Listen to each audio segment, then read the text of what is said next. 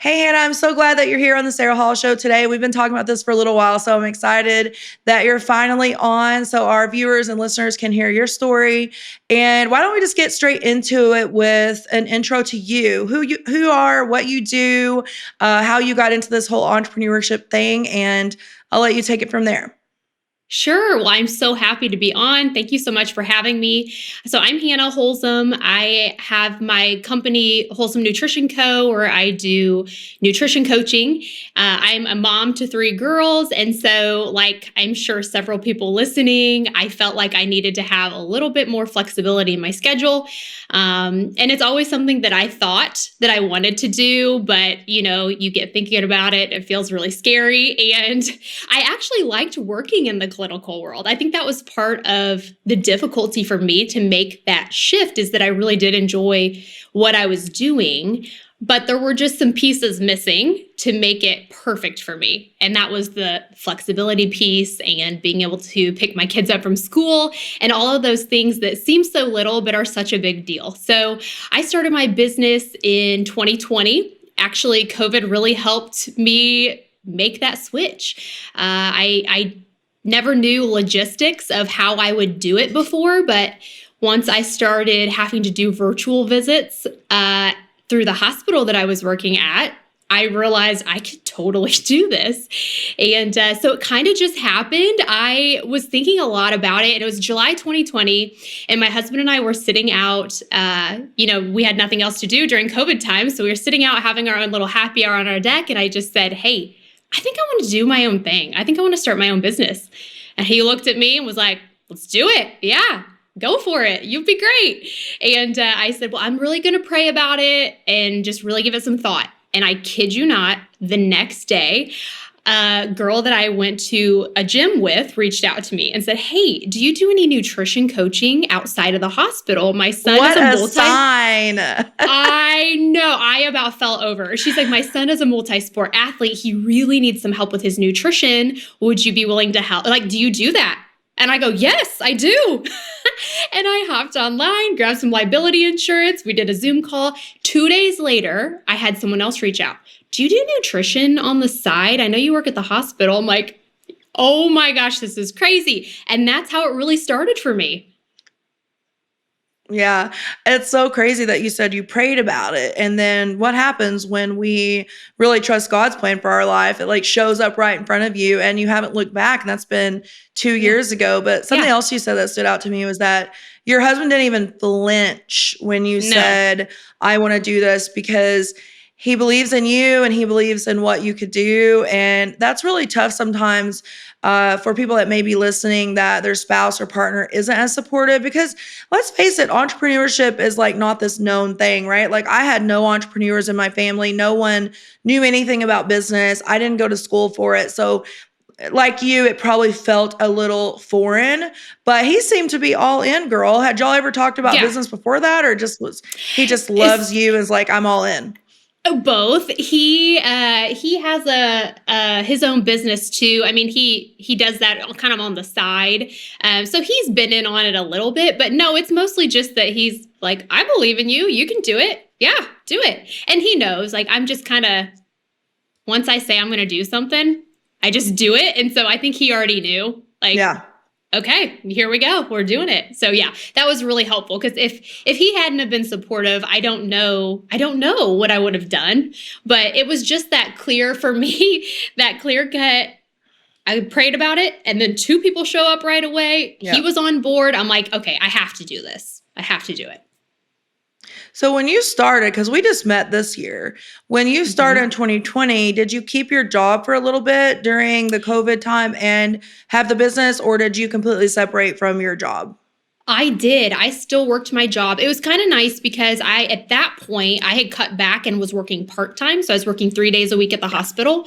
And so I did have a little bit of flexibility, but I was working, as you know. I know you worked 2 jobs. You ran your own business and worked your clinical job for a long time. And so, I mean, it was just hours that I didn't love off the beginning. I was having to meet in the evenings, and all 3 of I've got 3 daughters, and they're all in competitive sports. And so it's just the evenings are terrible. But you learn so much much by just doing that and what you want to do and don't want to do. And I felt like I kind of just had to suck it up for a little bit in the beginning to really get to where I could go fully into my business. But yeah, I ended up actually for about 4 months, that was it, 5 months, I guess, 5 months, I did both. And then so I had really started in July 2020. And by December, I was like, hey, I pretty much have replaced my hospital income. I think I can just go ahead and make that jump and free up more time to continue to grow. Yeah, I just think it's good to talk about this because so many times I think people think it has to be either or they have to hate their job to start a business. I didn't hate my job at all. I actually really enjoyed it. I was there for 11 years at a VA. I mean, I still, even when I left, I didn't have anything bad to say about my job. It was actually a really nice job. But what I hated was that the lack of time, the lack of, getting 1 or 2% raises every year and having to fight for spring break and Christmas off with other dietitians. Like that's what I hated. It wasn't really the job. And you were probably there too. Yeah. Yes, absolutely. So, I loved my patients. I loved my coworkers. I liked my boss. I mean, all of it. But it was just that, like you said, it was that lack of flexibility and knowing that I could go be the best dietitian that place has ever seen. I'm not saying I was, but I'm just saying if I'm trying to work towards something, I'm not going to get paid any differently. Like I'm not going to, nothing's going to change. And I like having a little bit of, if I want to really work hard, and I would like that opportunity to be able to make a little bit more. And that wasn't always an option. Yeah, I just think it's a great point for people listening that, you can quit your job and pursue the business if that's in your desire. You can keep your job and pursue the business if that's in your desire. But I have this concept of fixing the roof before it leaks because I hear so many times, well, I'm getting paid decent at my job. So was I. I had a really high paying position for, a dietitian. But the problem was, we had no savings. We had no college funds. You've got 3 kids. I've got 2. I think so many people that follow me and listen to these episodes, they're just thinking so much in the moment of like, well, my job is doing the thing right now. Right. But what about 5, 7, 10 years down the road? What if the job goes away? What if they eliminate your position? What if you get to the point where your kids are older and you have a catastrophe happen and you have nothing in savings? You can love your job, but you need to also plan for the future. And it sounds amazing that you took that leap. And I just don't want anybody to ever think, I want you guys that are listening to be inspired by what Hannah's saying, that you can have the job, you can be a mom, you can be a wife. And Hannah has 3 kids that are very active and she still did this, Yes. So lesson number 1 for our episode. Yes, let's talk about your clients. Yeah, let's talk about your clients though. I want to talk about how you came into figuring out who you wanted to work with and how you wanted to help them. Like, did you just know off the bat, like, this is who I want to work with? No. And I think that was a challenge in the beginning because at the time I was working mostly with pediatrics. But I will say I've done a little bit of everything, which I think many dietitians have because there's such a variety of clientele we can work with. So I've worked with traumatic brain injuries. I've worked with the NICU babies. I've worked with pediatrics, maternal, all different things. And I really, truly enjoy most aspects of nutrition. So I wasn't totally sure when I started, do I want to keep with pediatrics? But I just have such a soft spot in my heart for women like me, like women that are in their 30s or their 20s, 40s, in that range where you've got the kids at home and it feels crazy and you just feel like you lose a little bit of yourself and you're just trying to keep the little humans alive. And, I understand it firsthand how incredibly difficult it can be to feel like you're doing all the things and taking care of yourself. And so ultimately that's who I help, is women that are in the busy, busy seasons of life who maybe don't feel great about themselves or just feel a little, maybe like the relationship with food is no longer good because they've tried all the fad diets. And then in the roundabout way, I figure with that too, I'm able to help kids because if their parents have a good relationship with food and are taking care of themselves, that is going to definitely impact those kids too. Yeah. I think so many times when we set out in the online space and we take our first few clients, I always say typically those first few clients aren't ultimately potentially your ideal client. If you're lucky, they are. But in most situations, it's like the random family friends, the random Facebook or Right. Instagram followers that just know you. Like one of your first clients, you mentioned the kiddo being an athlete, right? Like you Mhm. can work with athletes, but you can also work with a mom to stop fad dieting and then in turn help her pick eating kiddo, So Yes. I'm just not a fan of these small little boxes of a niche. Like my ideal client Yes. lives in Texas with a white picket fence and 3 kids. Like what? Like that is Yes. so again like 2019 business. But Yeah. I do think we do have to be clear. Like it's clear that you work with your clients through a food freedom lens, right? And Mhm. help mom and kiddo, but sometimes it's probably just the mom too. Or Yeah. maybe in certain situations it's just the kiddo, and that's Yeah. okay. And one of my longest running clients is a man who doesn't have kids. Like, but you don't have to limit yourself. And I think when I Yeah. was trying to really narrow down who I help, I was so in my head about that. Like, oh, well, I can't help that person. That's not the case. I mean, you're really in control of who you feel like you can help or, who you feel like Yeah. you would be a good fit for. But yeah, I love that you said that because that was a really big struggle for me in the beginning was, oh my gosh, I can only help this specific group. And it's like, no, you can't. You can help anybody, but Mhm. yeah, you Yeah. should. People will still come to you. And I think in the beginning, you take anybody because you're trying to build your business. And then it gets a little bit more clear the type of people that you feel like you would be a good fit for. Yeah, as you get more experience, it's just like just take the clients. Yes. If you feel comfortable taking them, just take the darn client, and then narrow that down as you move forward. And once demand is built, you can put yourself down into a smaller box, And Yes. I feel the same about your offer. You know what I mean? Like Hmm. I think so many people get tripped up with niche being perfect and offer being perfect. And while we do need an offer that makes sense for our ideal client and truly is positioned to solve their problem, because if there's confusion there, obviously they're not going to buy from you.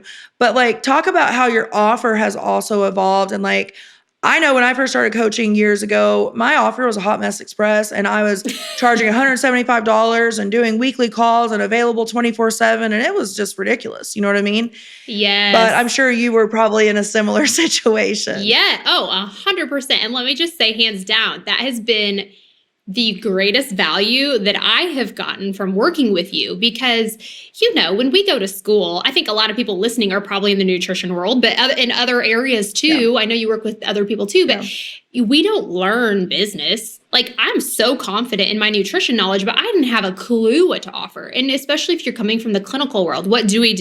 We get a client that comes to us one time, we help them Yep. and then we don't see them again, typically is how that goes. And so I remember when you and we were talking through DMs for a while before we started working together and you were asking me about my offer. I'm like, well, yep, I offer a month at a time or a single session. And you're like, why do you do that? You know that you need more, clients need more than that. That hands down has been the biggest help for me was really getting clear on my offer, having tiers, extending the amount of time that I work with clients because in my mind I thought, I'm doing them a favor because it is expensive and if they want to just do it a month at a time, I want to be able to give them what they need, but truly what they need is that almost that continuum of care, like coming from the clinical world, like they need that constant and you don't have to be meeting with them every single week. There are other ways to coach even. So yes, that has been huge to me. So developing that multi-tier coaching where people can choose what kind of accountability they need and extending the amount of time, not doing these single month or single offer sessions, but making it a minimum of a 3-month, commitment. It's interesting what people always think they need versus what they actually need. And Yes. sometimes we can fall trap as the business owner to saying, well, they're asking for it. Maybe I need to give it to them. Like somebody that says, well, I need a meal plan. Well, is that what you really need? Because how long have you ever followed a meal plan before? Right. So part of our job is actually like, as online coaches and entrepreneurs, no matter what niche, is to educate the person on the opposite end looking at your service. Like, but will a month really help you undo 20 years of dieting? No. So Right. I'm here to service you to get a full transformation. So sometimes they ask for things, but it's just out of like not understanding. Oh, I really Mhm. do want to get a full transformation. So nicely, you just got to kind of call them out and say, like, I can't get you that in a month if that's your expectation. And I think that comes down to just communication. But so many times, people on this podcast or on my social media will hear me talking about sales and how to make money and things like that. But you just proved a very valid point that it also doesn't have to be always like a bunch of new people rolling in and 15 different offers rolling out. Like it can be one signature offer with a few different options where the same clients and then new clients inject in there, right? But if you can keep a client longer, get them tremendous results, you also have walking billboards everywhere. And Yeah. then Oh, new 100%. clients see that, right? So, Yes. And I also just want to say for anyone listening, like that if you're getting started, I mean, just think about this. I've been doing this for 2 years now, and I'm still, shifting my offer a little bit yeah. or trying new things. And I don't regret anything I've done in business, but I've learned so much along the way. So I think sometimes we can get caught up, or you see other, I don't know, social media sites that Mhm. are like, Yeah. oh, work 2 hours a day and don't, or go from 0 to 100 grand in a month. And that's not probably realistic. And Yeah. so that's been something that now my sales are definitely increasing now, which is amazing, but it has not been that consistent increase ever since I started. I've had times where it's been, especially, like I said, since starting working with you, I've been able to now figure out how to do more than single months at a time. And so that's really changed my income and how I coach too. Yeah. Well, and I think just understanding as an entrepreneur, entrepreneurship is about evolution. It's about evolution of you as a person, but also it's just not normal to think, in month one, your niche or who you like to work with or want to work with is going to be the same as like in year two. It's also not normal to think that your offer may look exactly the same in year two compared to year four. I'm still, and probably even as you've been in my program, Hannah, you'll see every 2-3 months, I tweak something, I add something, I make something better because I listen to every single client that comes in. So for anyone to think entrepreneurship is like stagnant, right? Like I'm going to be in this Hmm. box and I'm going to stay in this box for the rest of my entrepreneurship life. That's just not a normal expectation, like you said. And then there are also just so many things out there on social media, like you mentioned as well, that just like, and I say this all the time, like I wish more people gave context to the actual story because it makes people think they can be pop their business in a 5-minute microwave and be successful. And while that can happen for some people, I had a slower journey to success as well because I had a couple failed businesses before I had one that actually hit 6 figures, Yeah. and I'm very open about that. And you were building a business while working a full-time job with 3 kiddos. So your story is going to look different than somebody that's, not married, no kids, just goes to the gym after work. That is such a different dynamic. Yes. Yeah, for sure. Yes. I think it's a good point to make that stay in your lane and focus on you and be willing to evolve. Yes. So that's what you've done. That's definitely Yeah. what you've done. All right, let's talk struggles because I love celebrating wins. Like I love hearing you say my sales are better. I'm doing this. I'm doing awesome. But I want to talk about like what's one struggle that you really feel like you had to overcome over these last couple years because nobody ever talks about the struggles and we do here on the Sarah Hall Show. Yeah. That is so hard to pick just one. But I would Well, say, just talk about it, girl. okay, here, let me hit you with that. Okay. So I think social media for sure is a Mhm. whole beast, and trying to grow. So I think all of us think about growing on social media when we run a virtual business, and that's really how we continue to grow. Well, that can be a really, really difficult struggle when you are trying to grow and the algorithm's changing and all these things. You can really get all up in your head about it. And that's been something I've tried over the last probably, I don't know, 4 to 6 months to focus more on, and I know we've talked about this in coaching calls before, but focus more on the things you can control. Right. Like you can't control what Instagram's going to choose to share. You can control how many times you're on there, sure, but you can't, a good chunk of that is out of your control. So even just changing, I think like you were talking about business evolving, you need to constantly be thinking about where else can I be promoting my services? Can I be going and doing stuff with local businesses that maybe then would promote me a little bit more outside, on their email lists, or, thinking outside the box a little bit on that. And that was a really big struggle for me to overcome, I think, is thinking, okay, I can stop stressing so much about the social media side. Yes, I'll continue to put content out, but I'm not going to be spending 2 hours trying to make some slides that will maybe reach, I don't know, 120 people, who knows, and focus more on the things that I can control. So I think that's been the hardest thing for me since starting my business, I would say, is just trying to maneuver that whole world and, just change my thinking around it a little bit and other ideas on how to grow.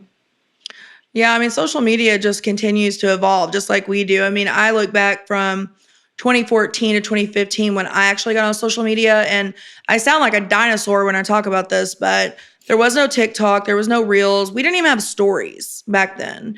And so the amount of evolution, but I can tell you the amount of evolution has been crazy over the years, but I can tell you in the last 2 years specifically, I think this is why more entrepreneurs seem to struggle with social media, is because there's way more platforms.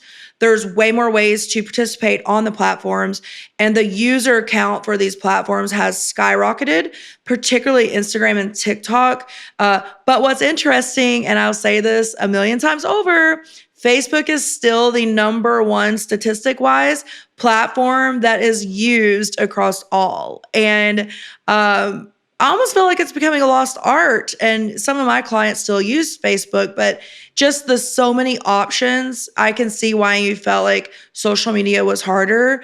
What do you think's like something that's kind of helped you with it? Is it like scheduling your content? Is it really becoming more simple? Like, what helped you kind of learn a little bit more about social?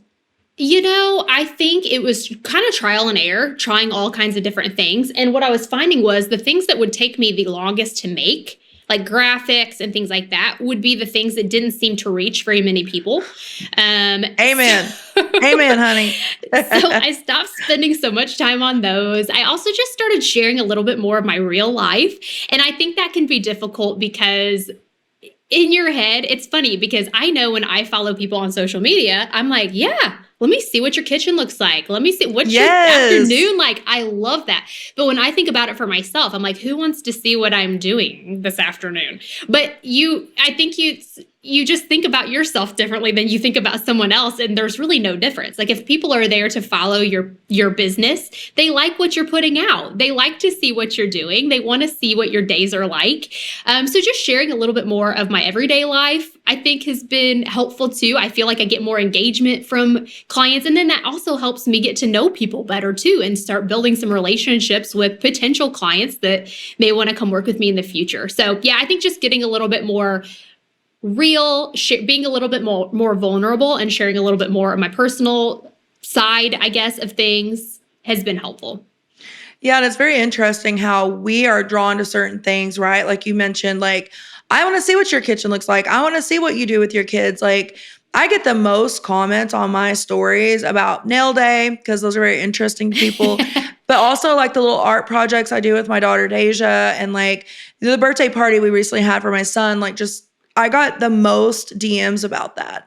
But if I never showed that, like it wouldn't be a connecting piece for people. And I understand some people are scared to show certain things on social media. I don't show things that are super personal, but like a pan of a birthday party or a pan of your kitchen or something like that. Like you have to decide what you want to show and what you don't. Yeah. But if you don't show that stuff, guess what happens? Your ideal client is going to go to your competitor that does show that stuff because they feel like they have a connection to them personally, not just in their business or their offer. So I'm glad that you opened up about that and started showing that kind of stuff. And I'm sure your clients probably say to you, that is why I chose you. You know what I mean? Yeah. And I think there's a good, you can still have a balance. For me, I don't Mhm. want to be on I mean, we work on our phones, right? We're Yeah. in the business that we work on our phones, but I try really hard not to be on my phone a ton when my kids are around. And so Right. that was difficult. Like, so what I have also started doing is I'll just save up all my weekend pictures. And then on Sunday night or Monday, here's a little recap of my weekend. So I don't feel like I'm having to share stuff every single day, but I can still share little snippets. Like you said, I'm not going to share everything I do, but just some little pictures and here's what we did, kind of fun stuff too.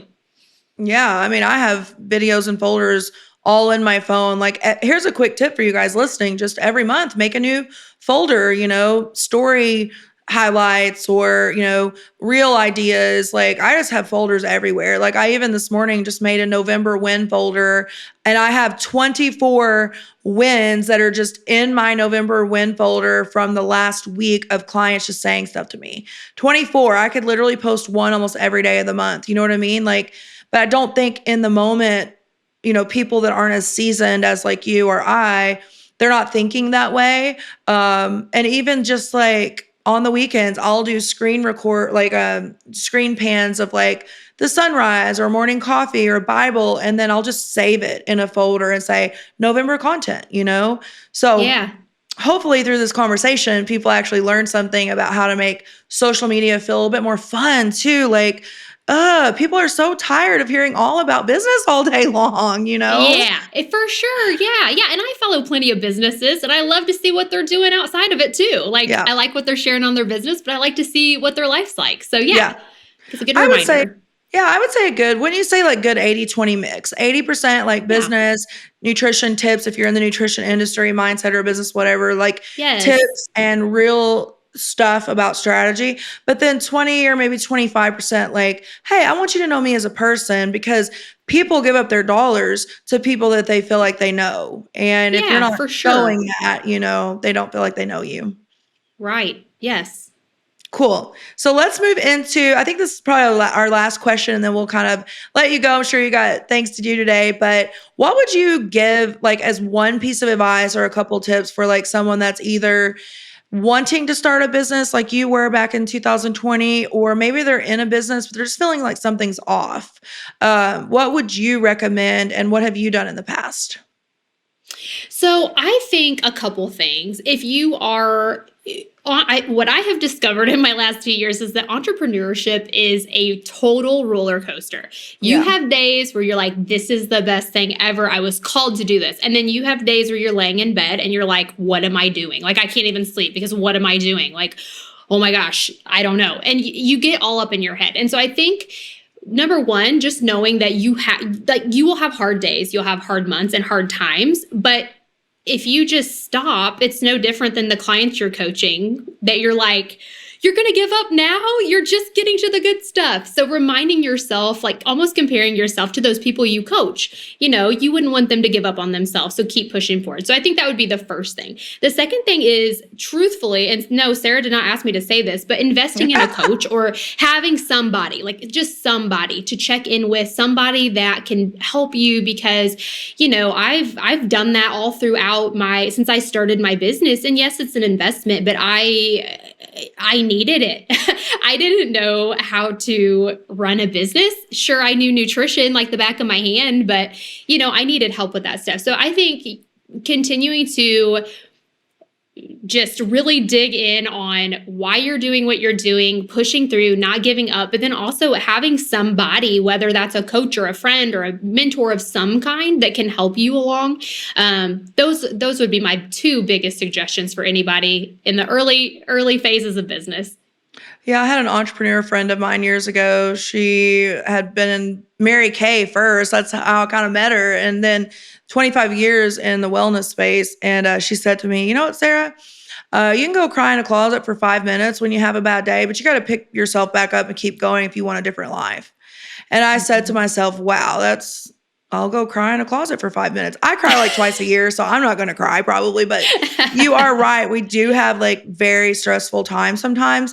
And, different times of the month as women affect us differently. So you may find that one week out of the month, you're like falling apart at the seams. And then the next week, you're like, oh my God, everything awesome is happening. But the point I do want to make here is you can't only be happy when you're making a sale. You can't only celebrate when you just signed a client. That is the single most detrimental point I can make to what you just said. So many people are only happy when they're making money or getting a client. You got to find something in entrepreneurship that fuels you to keep going on the days Mhm. where you get told no 6 times in a row, you Yes, know? and I think it's for me what's helpful that I come back to because entrepreneurship is so different than, being a dietitian, like being a clinical dietitian. And so I know I keep referring to that. So hopefully most people listening are in the nutrition world, but we go into this, Yeah. or really a lot of other professions too, but we go into that area to help people. And so even remembering that if you're not making a sale, but you're sharing helpful information, like think how Yeah. many people you're helping. And Right. I think about that too. And even if it's someone that will never work with me ever, that's okay if they are messaging me and be like, oh my gosh, thank you so much for sharing that. I need to make sure that I am getting my vitamin D or whatever. If you're helping other people, that was your mission in life, was to become a dietitian or to do whatever it is that you're doing to help people. And so remembering that too, in those times when sales might be slow or you feel like you're failing because you're not selling, it's like, no, but you're still impacting other people and helping other people. Yep. And just servicing people and knowing Yeah. that some of those people are going to come around and buy, some of them won't. Like you got to have the motto Right. of some will and some won't, but you just keep going. Like no one sells 100% of anything. I mean, you walk Right. onto a car lot, the chances are there's a 50-50 chance you're going to buy a car or not. And you may go to the next car lot and buy the car, but like car salesmen know like, hey, I flip a quarter. Hannah may buy from me today or she may not. Like people just need to get that in their head and stop being so darn hard on themselves. And I think now that you've been in 2 years, that comes with a little bit of wisdom. And people are always asking me the same thing. And I'm like, listen, I just been doing this longer. 8 years in the game. I know people are going to tell me no. I know people are going to be rude on the internet. I know that not every day is going to be awesome. When you're in your first 3 months, 6 months, 1 year, that stuff it's like a harder hit. You know what I mean? Hmm. So I love that we're talking about this and you've been doing this Yeah. long enough to see like the cycles, the ups, the downs, take the good with the bad and just move forward. So it's awesome. So last thing, what do you Yeah. want to celebrate? What is coming up for you in life or business that we can wrap up today's episode by celebrating for you? Yes. So here I am over 2 years in now, and I am launching my evergreen coaching here hopefully in December, January. And I'm really excited about it because it's something I've really wanted to work toward for a while now. And I've just been caught up in, all the things that you get caught up in, but I'm very, very clear now and have my modules ready to go and just about ready to launch. So I'm so excited about it. Yeah, and for anyone listening, you don't know what an evergreen is. It just means that Hannah's going to have one signature offer with multiple ways that people can work with her. It's going to be a very simple way to sell, but it's going to be able to be open all the time. So she no longer has to have the stress of like open, close, or launching. It's just going to be 2023 is a new way of doing business for Hannah and a much easier way. And that's really the ultimate goal as a coach is to have something that's signature, working for you all the time. You can not enroll during vacation or Christmas. You can enroll any other time. Like you don't have to be so date specific. It just gives you such a flexible business model. So I'm excited for your 2023, girl. Me too. Me too. I'm ready for it. Yeah. Well, I really appreciate you being on today. Thanks so much for being a guest. And yeah, we'll close the episode now, but I'm really happy you've been here. Thanks so much for having me.